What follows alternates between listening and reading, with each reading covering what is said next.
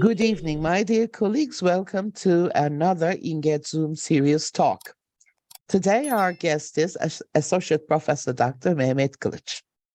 Mehmet Hocam is, as I have said before, is an Associate Professor of English Language Teaching at Gaziantep University. He received his BA from Boğaziçi University and MA in Gazi University. I'm sorry. What am I doing? MA in Gaziantep University and PhD in Çukurova University. So a variety of universities, and I bet this variety has contributed to his professional development. His research and interest areas are phonetics, suprasegmental features of English as a second language, and teaching of language skills.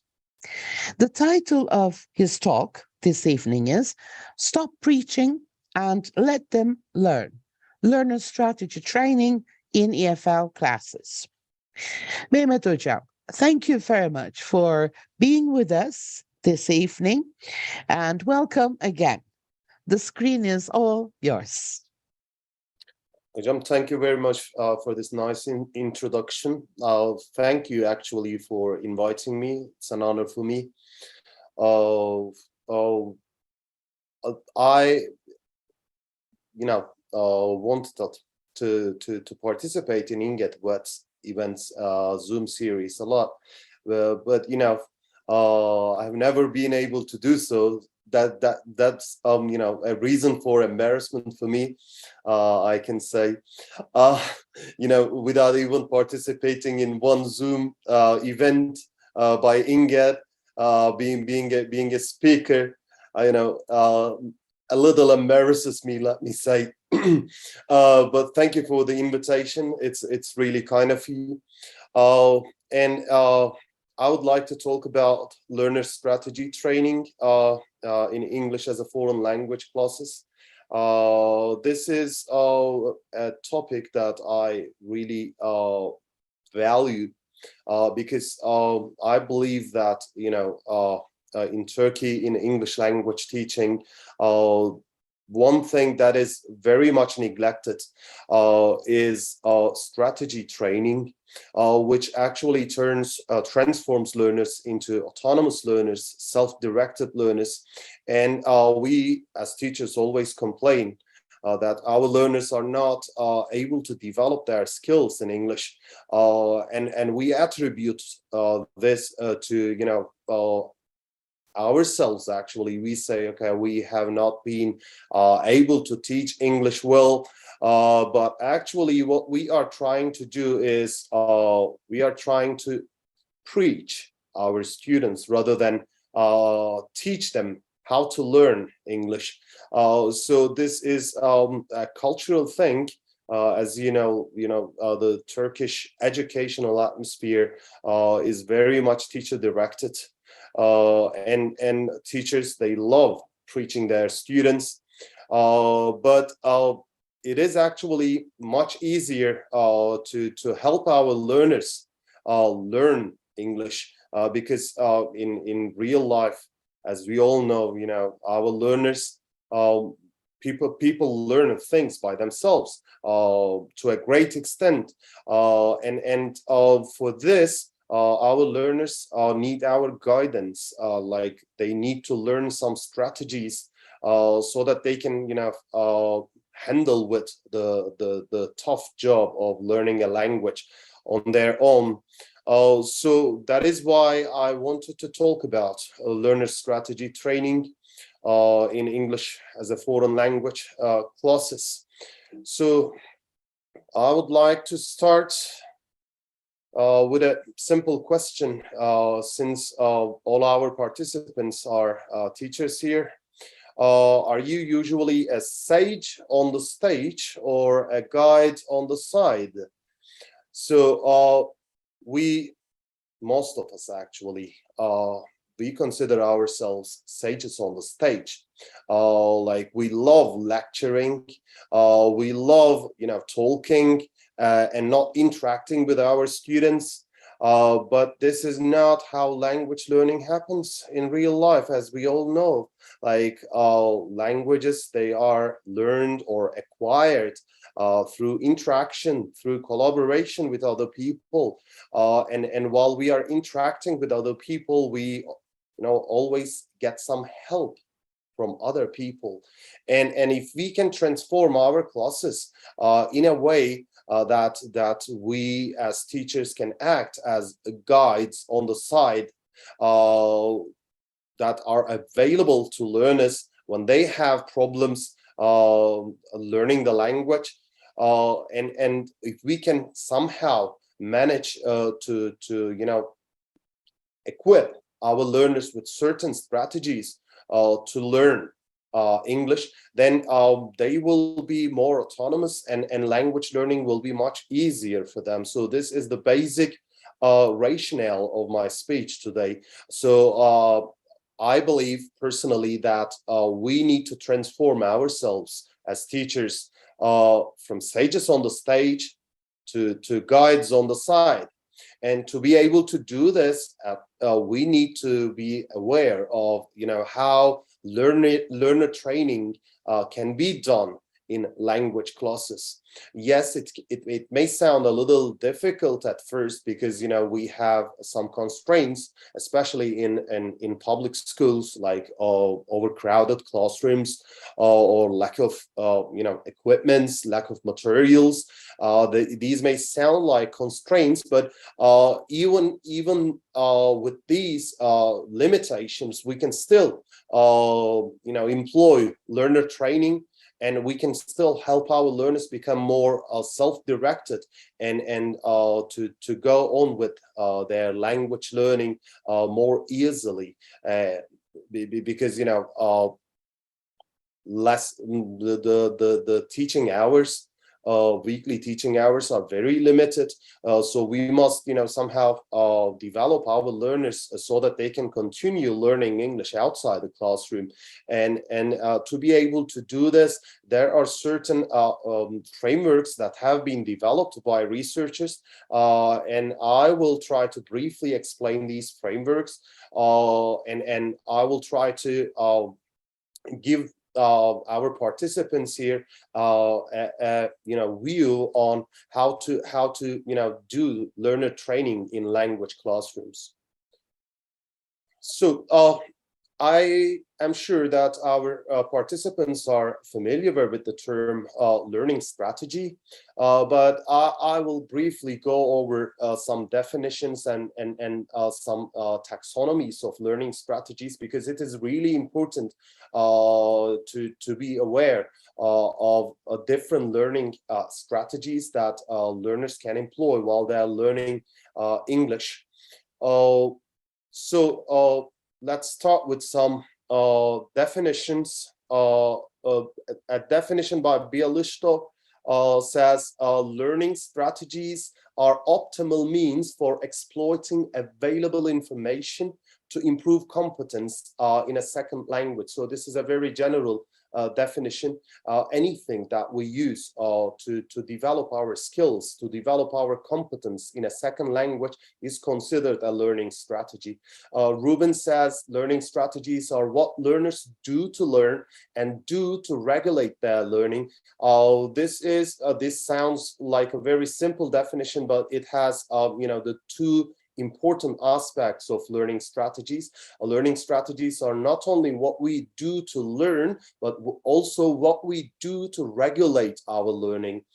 And O'Malley and Schammel define learning strategies as the special thoughts or behaviors that individuals use to help them comprehend, learn, or retain new information. So we use some strategies to learn, to comprehend new information in English, in a language, to learn that information, and also to retain that information when it's necessary. And learning strategies are defined by Rebecca Oxford as specific actions taken by the learner to make learning easier, faster, more enjoyable, more self-directed, and more transferable to new situations.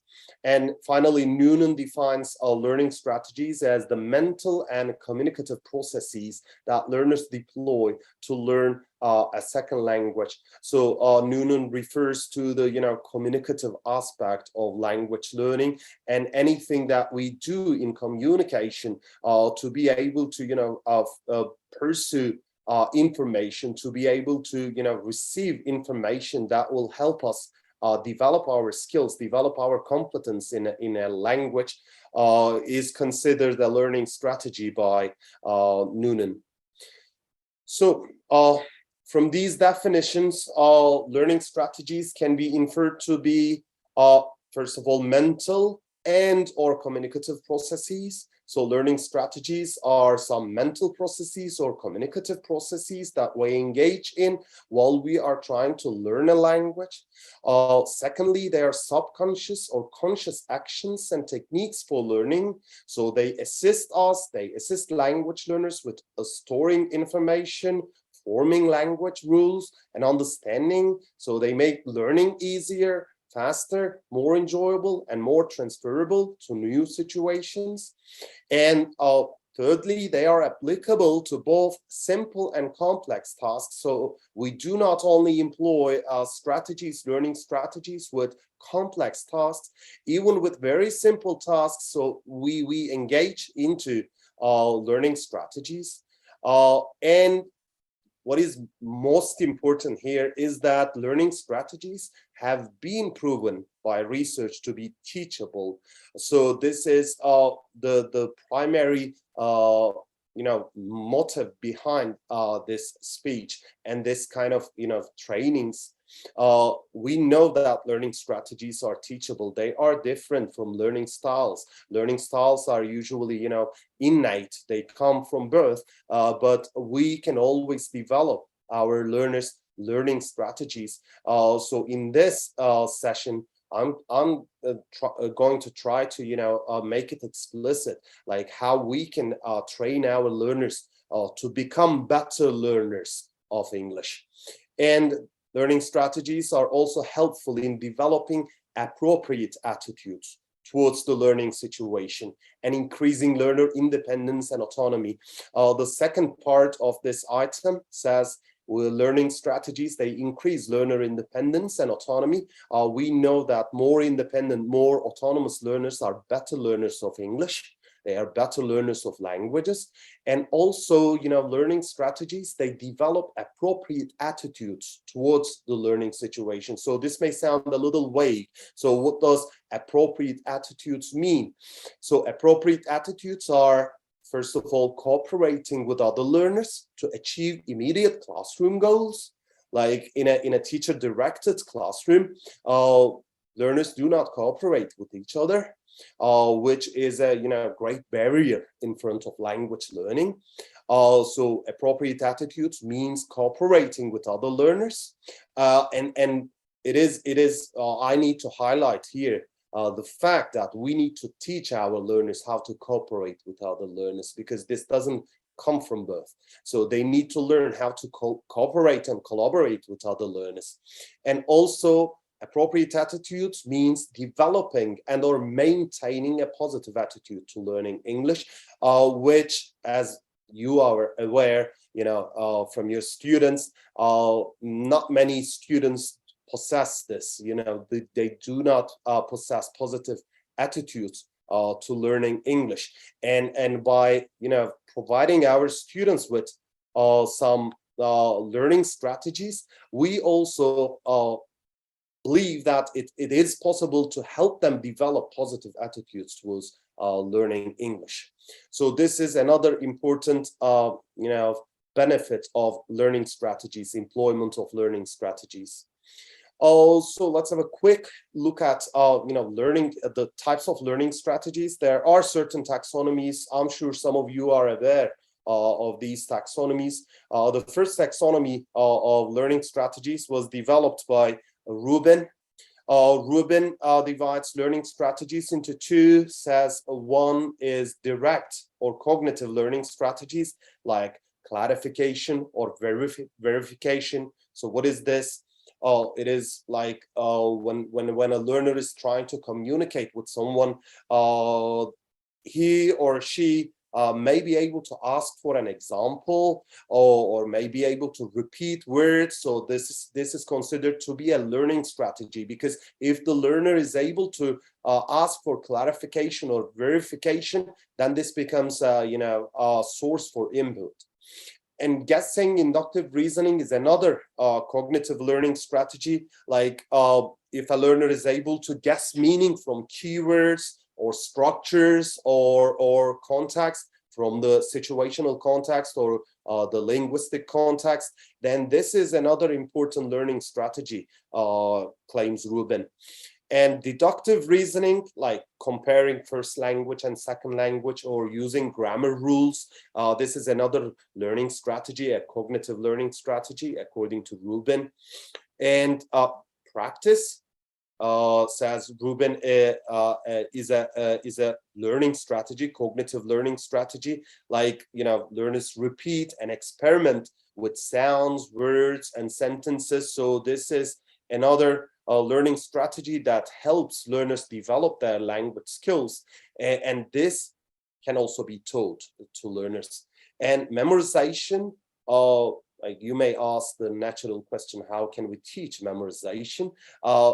We may teach our students how to take notes, how to use these notes for further study, and how to use mnemonic devices.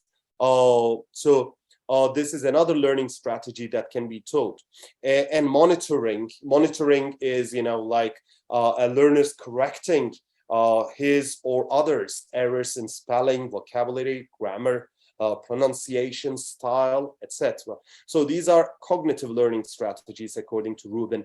And Rubin claims that another class of learning strategies is indirect learning processes, like production tricks.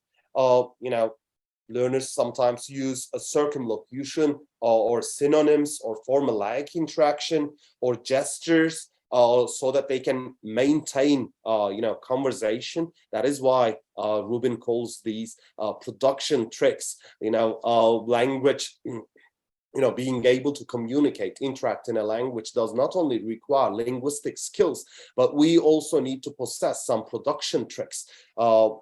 To give you a very simple example, like if a learner is able to contextualize a vocabulary, this helps him or her in communicating with someone else. So this is an example production trick. And creating opportunities for practice is another indirect learning process, according to Rubin, like finding situations with native speakers. I always give this example to my students. When I was an undergrad student at university, we had some exchange students from the United States, and I, tried to make friends with all of them. So, like I became famous. They used to avoid me, and what was funny, was that they were trying to develop their Turkish skills, and I was trying to develop my English skills, and I was, addressing them in English, and they were responding to me in Turkish. So it was a weird type of communication. But this is an example of creating opportunities for practice. So this is also considered to be an indirect learning process. So this is Rubin's taxonomy. I don't want to spend a lot of time on these taxonomies because I don't want to sound too theoretical. But these are necessary. These are necessary so that we can understand how learning strategies can be teachable. And according to Oxford, this is maybe the most famous taxonomy of learning strategies. there are two different types of strategies, direct and indirect. The direct strategies involve memory strategies like creating mental linkages, applying images and sounds, reviewing, being able to review and employing action. And another group of strategies is cognitive strategies, according to Oxford. She says practicing, receiving and sending messages, analyzing and reasoning, creating structure for input and output. So these are all cognitive strategies that we employ when we are trying to learn a language. And there are compensation strategies like guessing intelligently, like using some linguistic or other cues in an interaction. You may sometimes have to, guess. When you have some sort of a lack of knowledge, you have to compensate for that. And guessing is a great way of doing that. And overcoming limitations in speaking and writing is another compensation strategy. And there are indirect strategies, according to Oxford, like social strategies, such as being able to ask questions, being able to cooperate with others, or empathize with others. So these are social strategies that are used in language learning. And some affective strategies, these are usually neglected or ignored, let me say, but really they are really important strategies, like lowering your anxiety. So this is an important affective strategy, like learning how to breathe, or meditation, or using music or laughter. So these are all affective strategies that help us receive input when we are interacting with other people.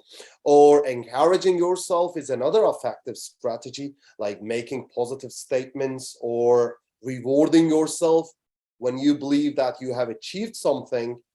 And also we have metacognitive strategies. When I explain, the difference between cognitive and metacognitive strategies, I usually use these expressions in the class. I say, cognitive strategies are strategies that you use to learn, like making associations with vocabulary items in English and some vocabulary items in your native tongue. So these kind of, direct learning strategies are cognitive strategies, but metacognitive strategies are strategies that prepare you for learning. So they are not directly related to learning. For example, being able to center your learning, like overviewing or linking with already known material, paying attention, delaying speech production to focus on listening. So these kind of strategies are metacognitive strategies. Or strategies that you use to arrange and plan your learning are also, considered metacognitive strategies, such as, reviewing a unit before you come to class. If a learner has a habit of reviewing a unit before coming to class, this is considered a metacognitive strategy, because this is something that prepares the learner for learning in the class. Or keeping a vocabulary notebook, knowing how to keep a vocabulary notebook. This is another metacognitive strategy. So another taxonomy is by Wenden. Wenden differentiates between cognitive strategies and self-management strategies. And with cognitive strategies, he says, selecting, comprehending, storing, and retrieving are some cognitive strategies. Selecting is like attending to native speakers in selective contexts, or attending to the sound of language. So this is more about the perception aspect of language learning. And comprehending is like using a dictionary, or asking friends for an explanation, or inferring the meaning of an unknown vocabulary item from context, or reading a grammar book. So these are all strategies that you use to comprehend. And storing is another cognitive strategy according to Wenden, like doing overt practice or silent rehearsing or classifying language or using mnemonic devices. And we also have strategies for retrieving information. And self-management strategies are very similar to metacognitive strategies, like planning your learning or monitoring yourself while you are interacting with other people, or evaluating your progress based on your goals. So these are self-management strategies. And another taxonomy is by Stern. He talks about cognitive strategies. We mentioned these cognitive strategies in other taxonomies. They are strategies like clarification, deductive reasoning, or practice. And he talks about another class of strategies that he calls communicative experiential strategies. These are, things that you do to seek opportunities for unrehearsed, authentic language use, such as, reading materials of interest, or listening to the radio, or watching movies in the foreign language. So these are called communicative experiential strategies. And there are interpersonal strategies, for example, seeking contact with the native speakers. So this is an interpersonal strategy, or trying to become acquainted with the target culture by reading books, or by watching and listening to cultural programs, or by talking about the target culture. So these are called interpersonal strategies. And there are affective strategies mentioned by other taxonomies as well, such as, dealing with frustration and the feeling of being overwhelmed by the magnitude of the language learning task, because the language learning task, as we know, is a very difficult task. So you have to somehow manage to deal with the frustration that this difficult task creates in you. And also overcoming feelings of strangeness. So this is an interesting claim by Stern. Stern claims that, when we are learning a language, we have a feeling of strangeness, and we develop a second language ego or personality, and we have to somehow acknowledge that personality, that new personality. So this is another effective strategy that we need to, develop as language learners. And another effective strategy deals with addressing any negativity towards the target language, culture, or people who speak that language. And this is, very evident in the case of Russian speakers of English. As everybody here knows, Russian people do not speak English very well, or they are sort of, they have developed negative attitudes towards the United States of America, and this influences, the level of achievement that they have in learning English. So these are also, challenges that require an effective deployment of strategies. And management and planning strategies are the last type of strategies according to Stern. And one of the most recent taxonomies of learning strategies is by Brown, and he somehow summarized all the other taxonomies. And he said, we use cognitive, socio-affective, and metacognitive strategies while we are learning languages. So why have we talked about these?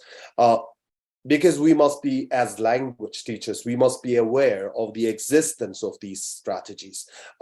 Because language teaching is not only teaching of language rules, or not only, teaching of vocabulary. We need to, develop our students' linguistic competencies. And in addition to that, we need to help our learners develop appropriate strategies that will enable them to develop their language skills on their own. So, is there any question, by the way?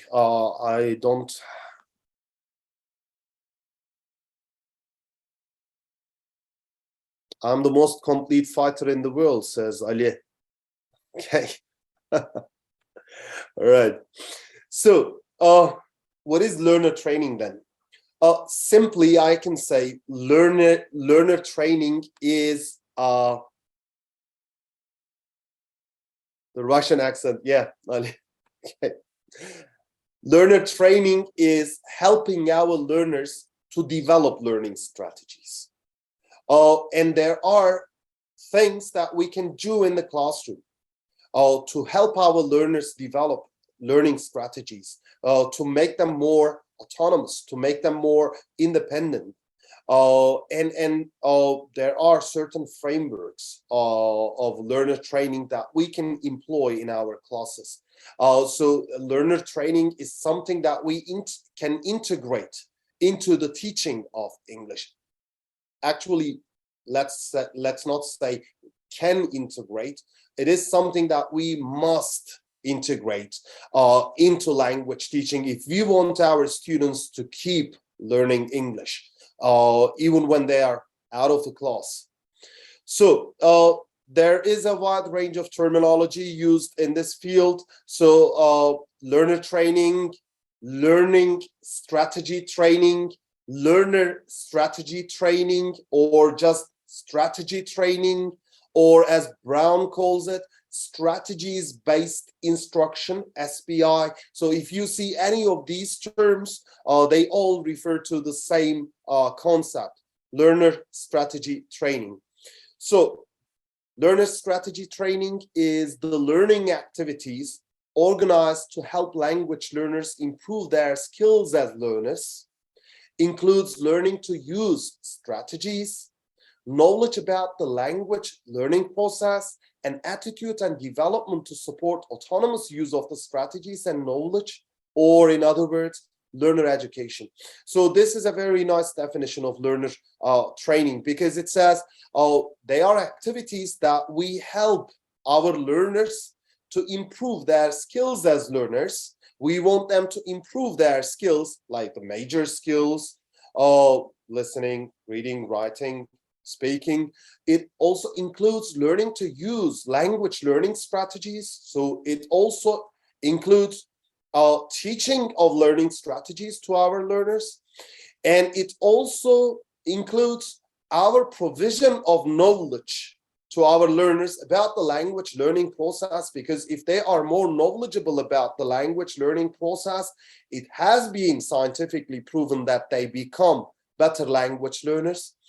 And we also want them to become more autonomous, to more autonomously use strategies and knowledge. So this is basically a definition of learner training. If we need a layman's definition, let's say a more simple definition for learner training, we can say it's raising student awareness about how they are learning, and as a result, help them to find more effective ways of working so that they can continue working efficiently and usefully, even when away from their teacher and the classroom. So isn't this one of the biggest problems? Like, students, when they are out of the classroom, they do not continue learning, and they cannot develop their competence in English. More simply, it means work on teaching learning as well as teaching English. So we do not, as teachers, we do not only have the responsibility of teaching English, we also have the responsibility of teaching learning. So we need to teach our learners how to learn. So learner training, what does it include then?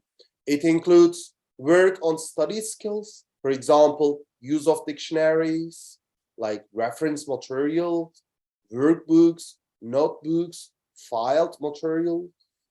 Many teachers consider these things as given to our students, but they're not given. They are things that we need to train our learners. They need to know how to properly use a dictionary, how to access reference material and how to use them, how to use their workbooks or notebooks. And learner training, it also includes students' examination of the process of learning and reflection on what's happening.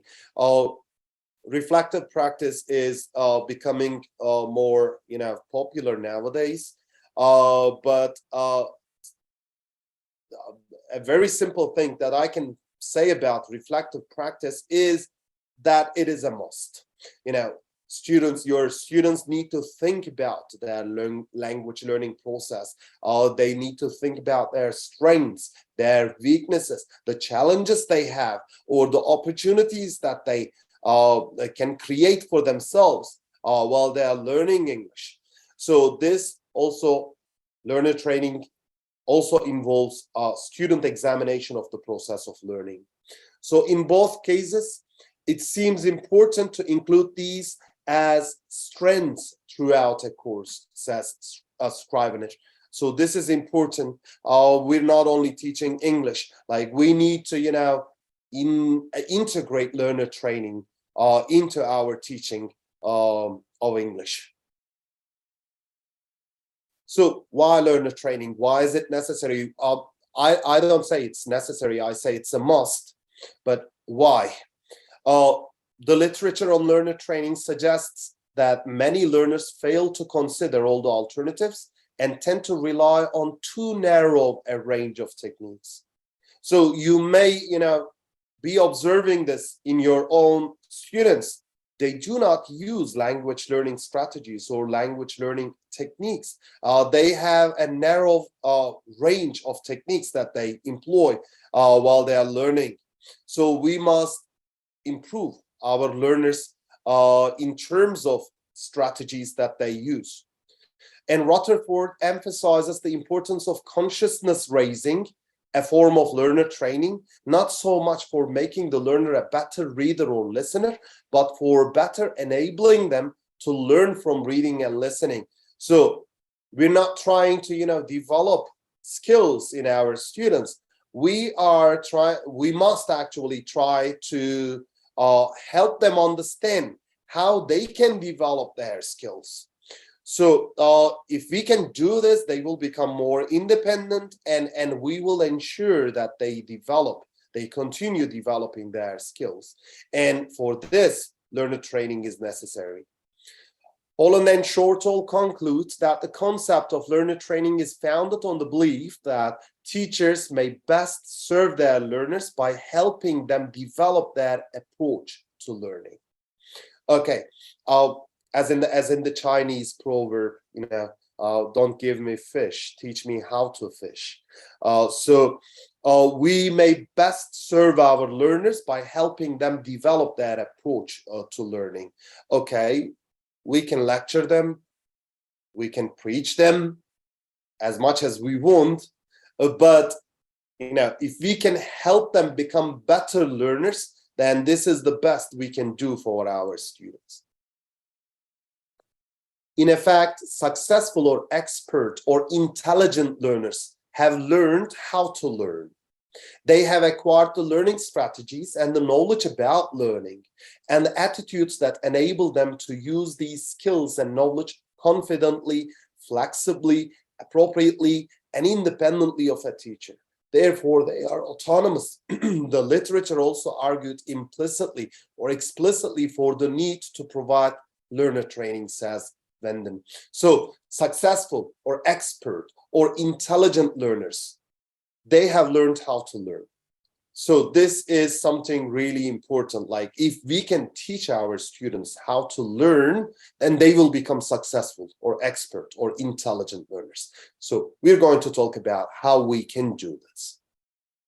So Brown reminds teachers of their mission of enabling learners to eventually become independent of classrooms. That is to become autonomous learners. So as teachers, we have this responsibility and this mission.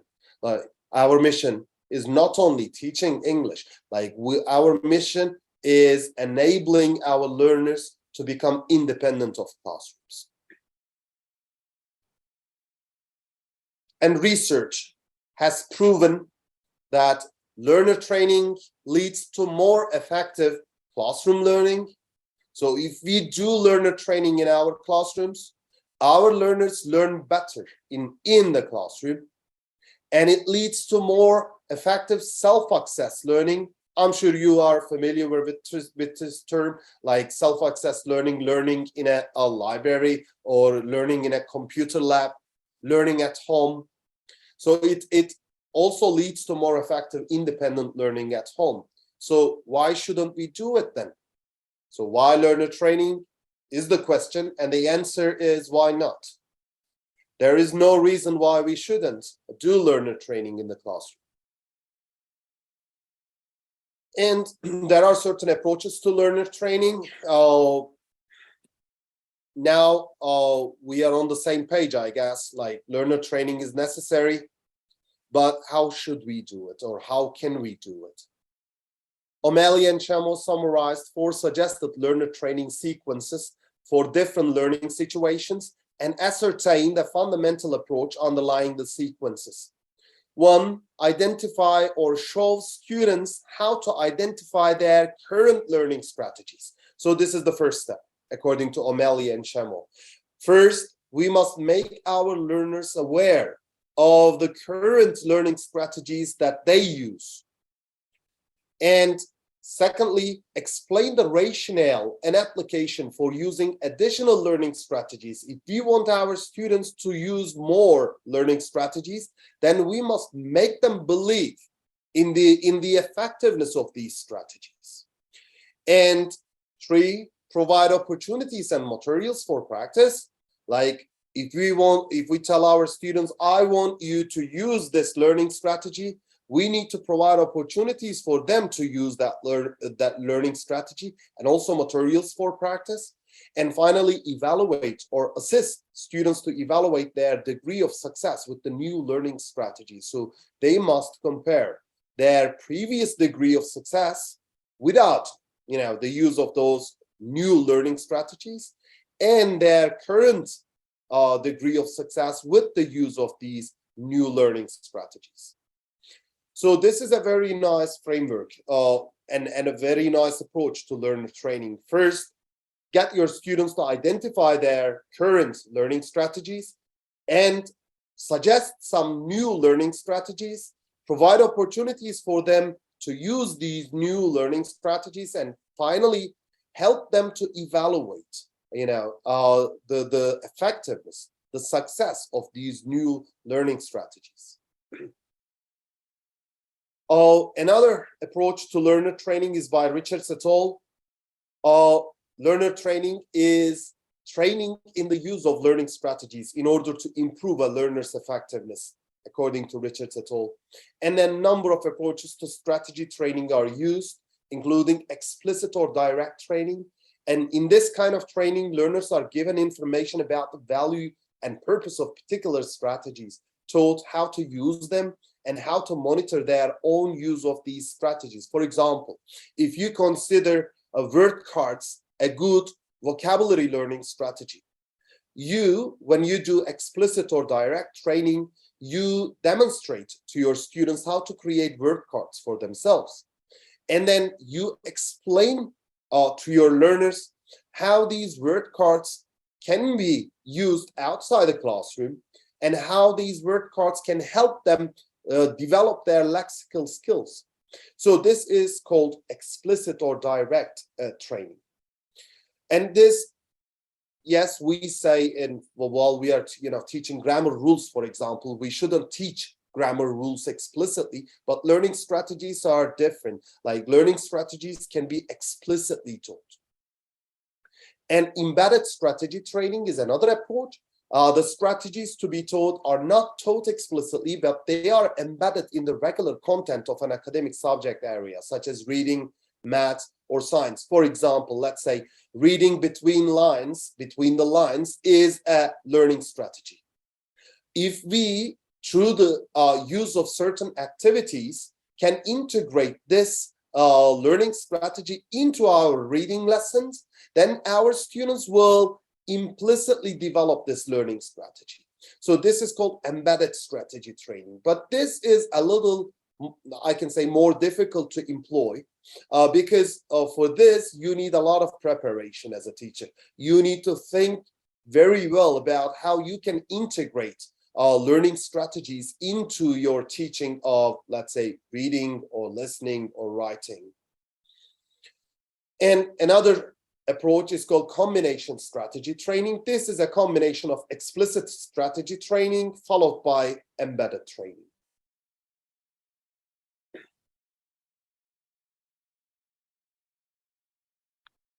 All right, and this is Stern's approach to strategy training. Stern says you can teach strategies explicitly or implicitly. And in explicit teaching strategy, there are certain techniques, one of which is metacognitive counseling techniques. So you give advice to your learners during class. You do admonitions, encouragement, hints, and specific suggestions on how to learn more efficiently. So you respond to correction and apply what has been studied. So what you do here is you give your students counseling in terms of for the use of metacognitive learning strategies. You say, okay, if you do this, then you will learn vocabulary in a better way. And another class of techniques is guided cognitive learning techniques like observation, conceptualization, explanation, mnemonic devices, rule discovery, relational thinking, trial and error, explicit practice, and monitoring. So if you integrate these into your classes, then what you are doing is called explicit teaching of learning strategies. And in implicit teaching strategy, according to Stern, you may use implicit audiolingual techniques, such as analytic techniques, which focus on the language, but aim to lessen the cognitive load. Examples include repetition, rote learning, memorizing dialogues or narratives, and pattern practice. So these are actually certain strategies that help your learners develop their skills. So you implicitly teach these strategies to your students, and you may employ some experiential teaching techniques to direct attention to topics, tasks, activities, and substantive content. Examples include use of radio and television programs, films, and other authentic exposure to comprehensible input in the classroom. And finally, creating states of receptiveness. And these are techniques to overcome the deeper psychological resistance to second language learning. So in addition to helping students to relax by giving support, praise, and encouragement, selecting appropriately challenging but achievable tasks, examples of specific approaches include hypnopedia and suggestopedia. So these are all aimed at overcoming the affective filter. So this was the basic rationale behind suggestopedia, as we all learned in methodology classes.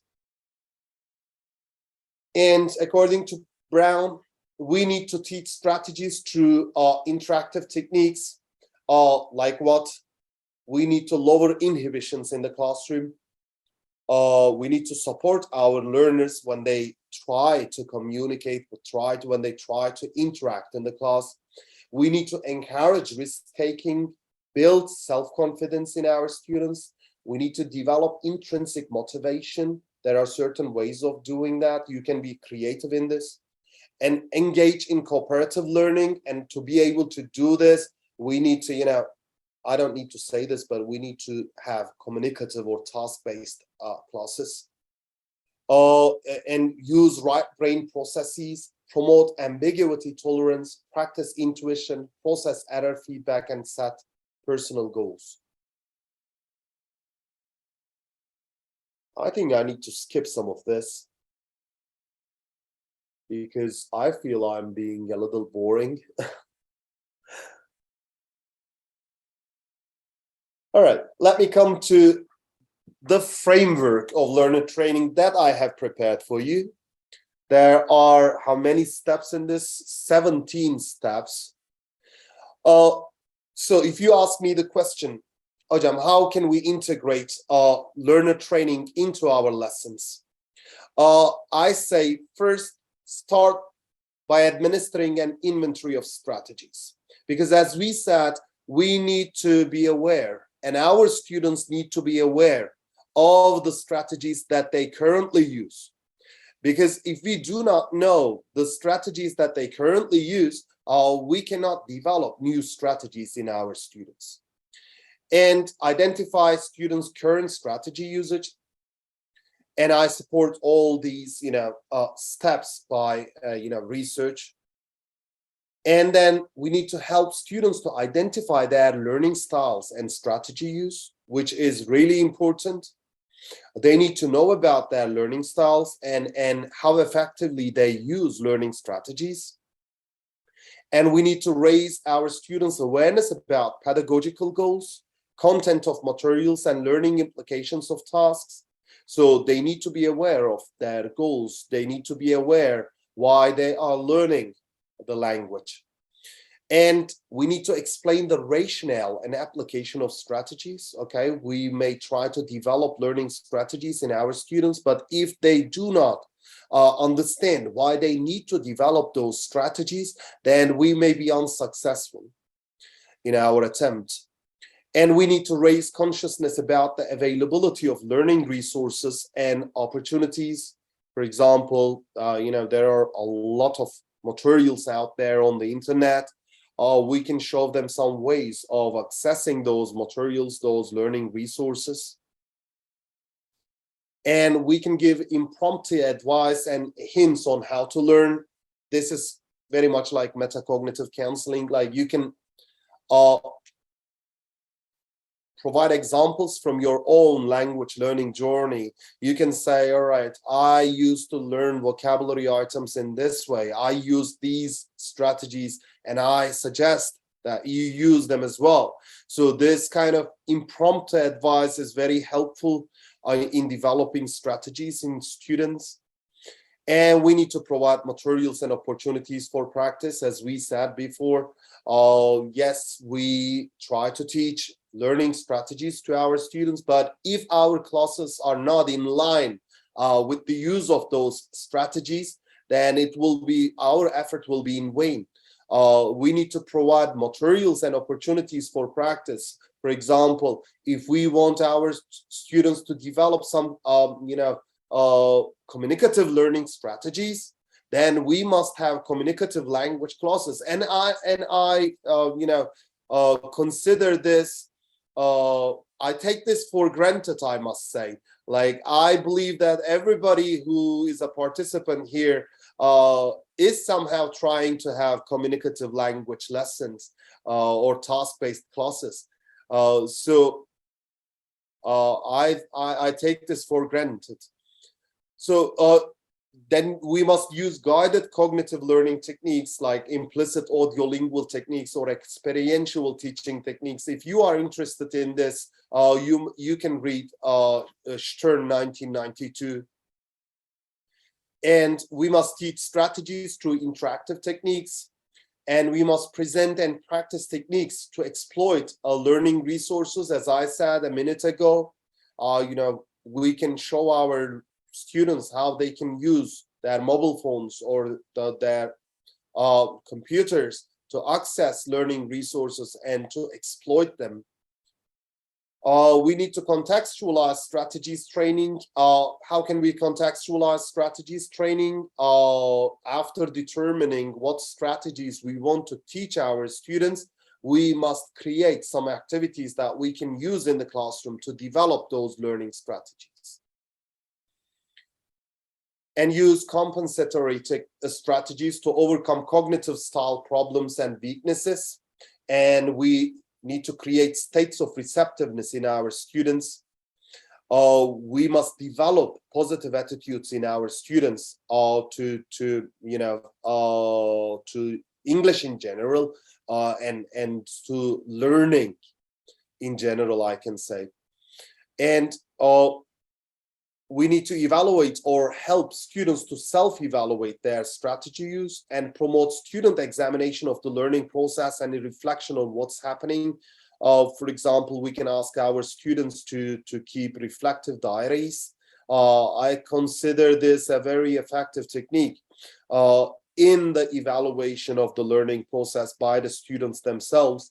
Like if they keep reflective learning logs or learning diaries, then they better understand the effectiveness of the strategies that they use while they are learning English. And we need to encourage self-regulation and application of strategies. So we need to equip our learners with more metacognitive strategies that they can use to self-regulate their learning process. And we need to involve learners in selecting goals from options. If we want our learners to become autonomous learners, then we need to let them have a say in anything, in any decision regarding their learning. They must be able to say, state their goals, like what they expect from language learning, how they expect to go on with the language learning process. So we need to involve our learners in decisions regarding the lessons, even decisions regarding examinations. So we need to have learners modify and adapt goals and tasks and create their own lesson goals and transcend the classroom, according to Noonan. So this is very much like a framework for learner training. So to make things more concrete, I'm going to show you some examples from some course books that aim to teach strategies, not only aim to teach language, but also aim to teach strategies.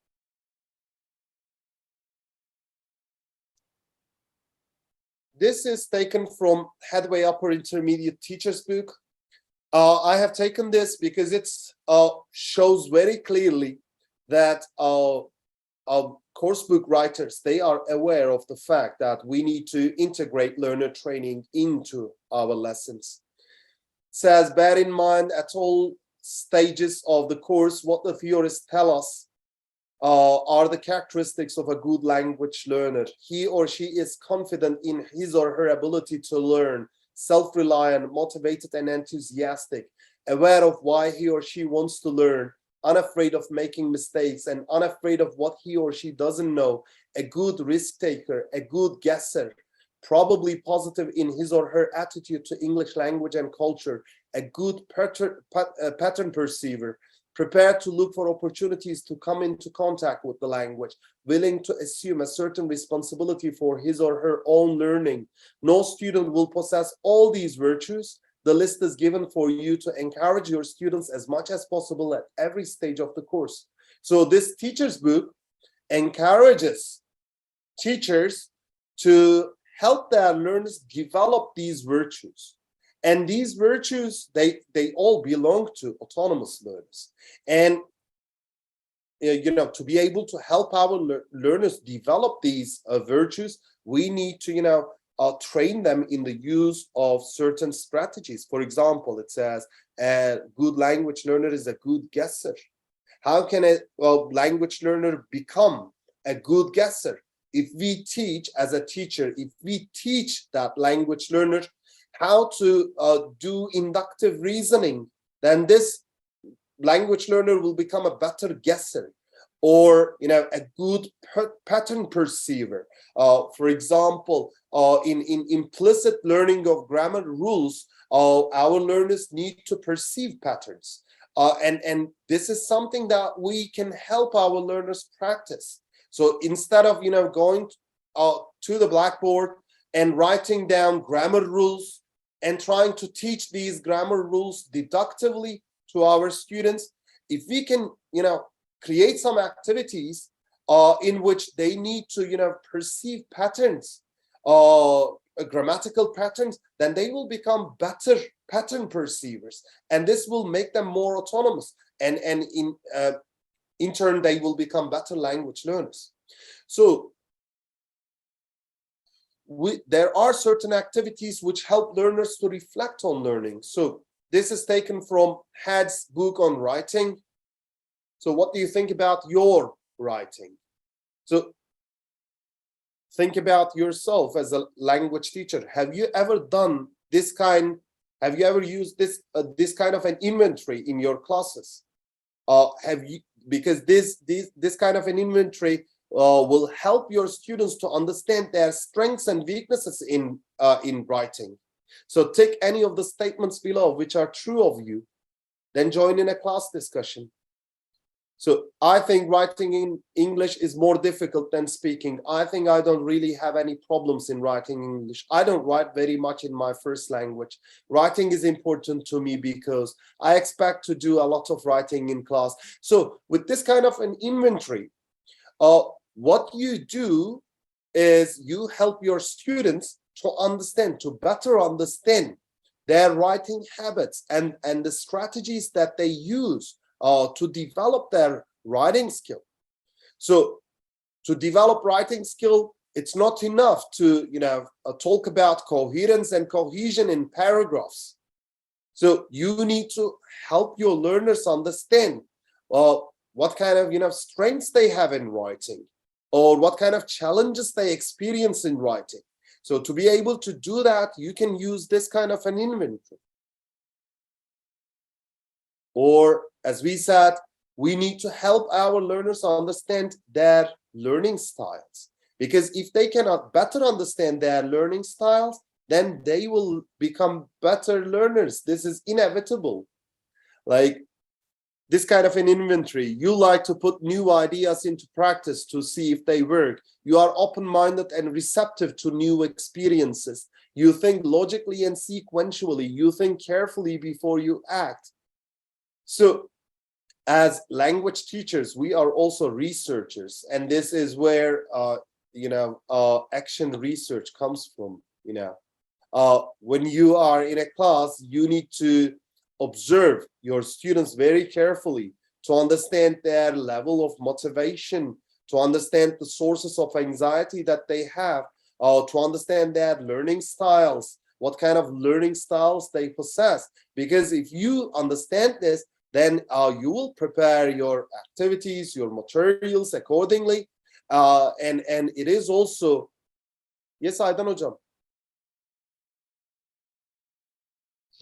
Mehmet Hocam, it's kind of getting late. Is it possible to wrap it up, please? Yeah, I'm about to finish, I guess. Okay, great. Thank you very much. Thank you.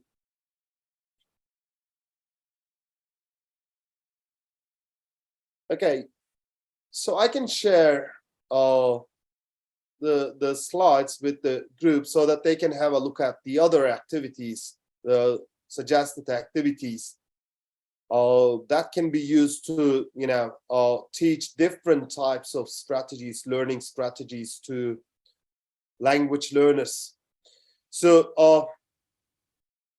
are learner autonomy and learner training universally appropriate concepts? Unfortunately not. Because in Turkey, we are a patriarchal culture. Now, I'm sorry to say that, but critical thinking is always inhibited, and when people cannot think critically, it is really difficult for them to become autonomous learners. But with these quotes, I can help you see that a learner autonomy and learner training, they are universally appropriate concepts because they are valued in almost every culture. So thanks for your attention. Thank you very much for your invitation once again, Aydan Hocam. I hope, yes, it was the time was limited, but I hope I could create some sort of consciousness in terms of the needs to do learner training in language classes. But if there are participants who are interested in this and who look for resources, you can always feel free to email me at this email. And I can suggest some resources for those who are interested. Mehmet Hocam, thank you very much. It was really very informative.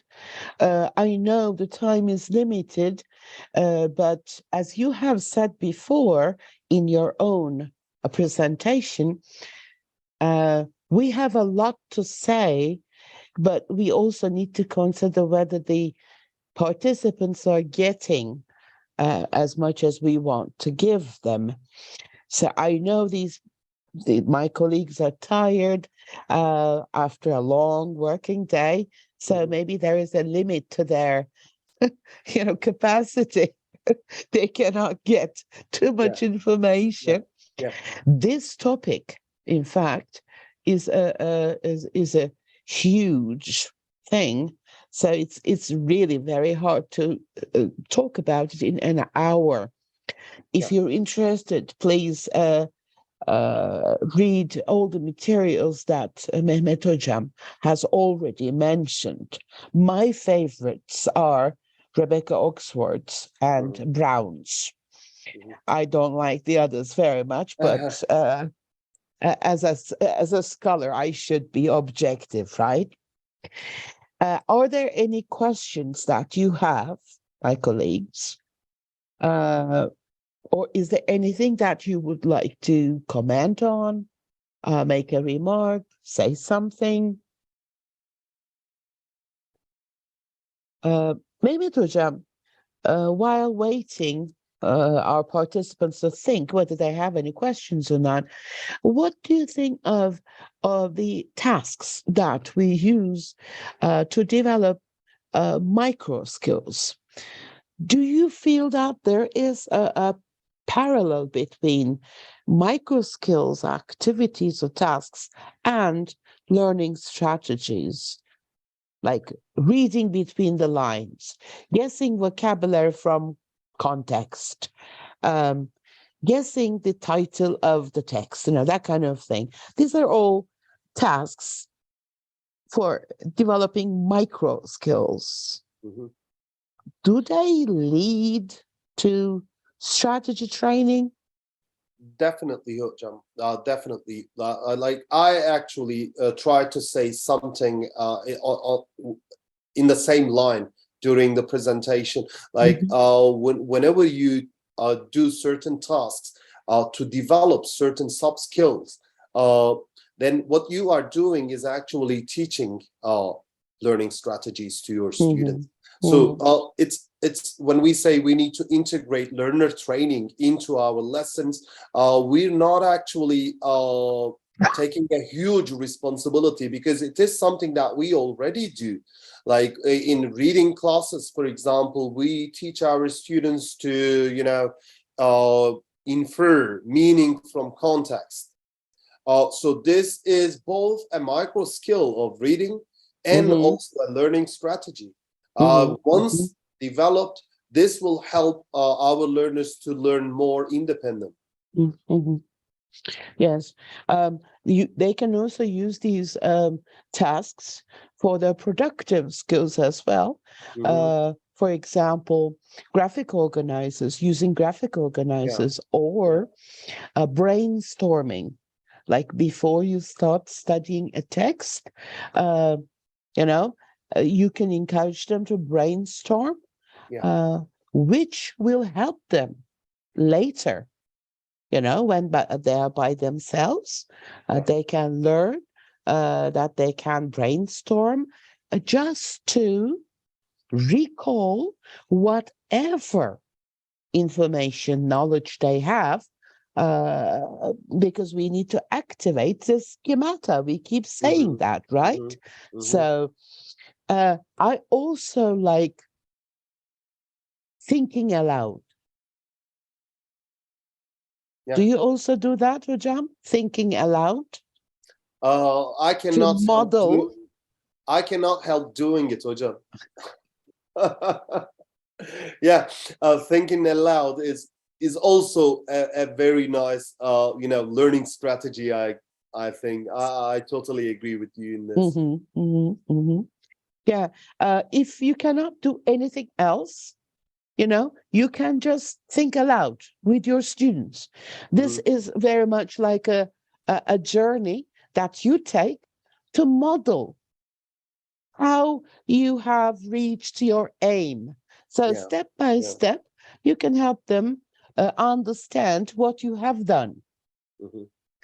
I cannot see any questions, so I guess people are extremely satisfied with the information that they have received.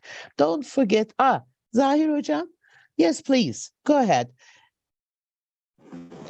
Thank you very much, Mehmet Hocam and Aydan Hocam. I have a question related to how can we apply these strategies with the very young learners? I mean, the example, the framework you have given seems that they require a good level of English and at the same time social and cognitive skills. If you can just suggest some resources or strategies for the very young learners. I don't know, hocam. If I answer this question, Allah çarpar. Mehmet Hocam, it's your session. Hocam, please do us the favor of answering this question. Now, with young learners, of course, what you're going to do is you're going to train them as well, but using their devices that they use in their life. For example, playing a game. When you play a game with your students, they develop certain strategies, like Mehmet Hocam has mentioned, cooperation, collaboration. If it's a teamwork, if it's a team game, of course they need to cooperate or collaborate, divide the workload. Or you can ask them to use a dramatization technique where they adopt different roles to learn empathy, to develop their understanding other people strategy, and develop a positive attitude towards learning language. You can use songs, for example.